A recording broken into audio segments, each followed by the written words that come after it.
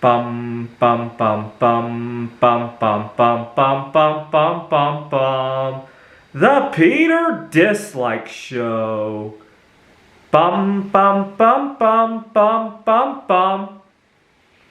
So we're on day 4 of no fap for me, and it's also the 6-month anniversary of when I kind of relapsed the last time around. I want to reflect on what went wrong and more importantly what went right, but at the same time they're kind of intertwined. The success of NoFap last time kind of sown the seeds for its own destruction, and you'll see why in this video. So I started my NoFap journey. The first serious one was actually in early June of 2022. June 4th is Polish Idol winner Alicia Janazi's birthday, and I'm not very close with her, but I'm close with her colleague, Evelina Falenta.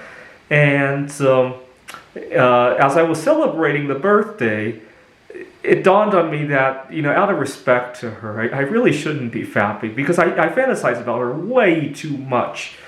I mean, she was the if I counted who I fantasized about while fapping, she's probably still #1 to this day.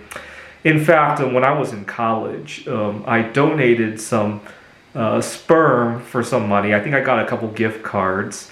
And throughout my life, I've thought about my children. And every time I think about them, in my mind, they're half Polish and half Asian.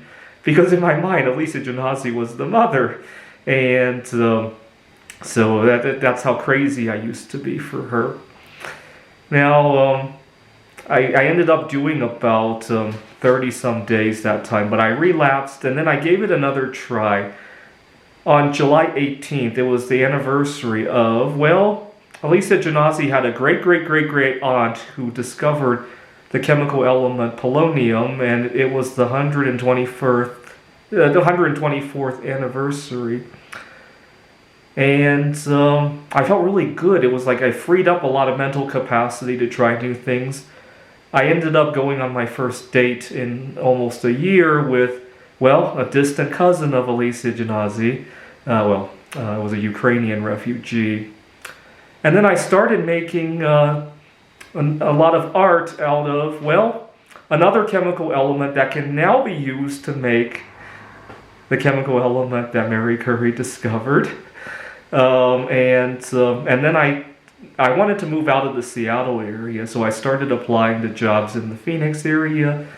I got an entry-level job, but it allowed me to put my foot in the door in Phoenix, because now I have a reason to be in Phoenix. I can look for better work here. Now, unfortunately, I got so hung up with work stresses, with stresses of making art and networking with people, and I started dating again, and all the stresses kind of piled up on me. I think I remember the day I relapsed. I had just taken a shower after 3-4 days of binge making art and working and all that, and after I took the shower, I just felt a little bit of good romance toward myself, if you will. And as soon as I did it, I wasn't guilty as soon as I did it, though. I felt a sense of relief. It was only later, after I took a nap or something, that, man, all that gone. And so this is something I'll have to watch out for. I was so successful that it planted its own destructive seeds. And but at the same time, it was good that I got those successes.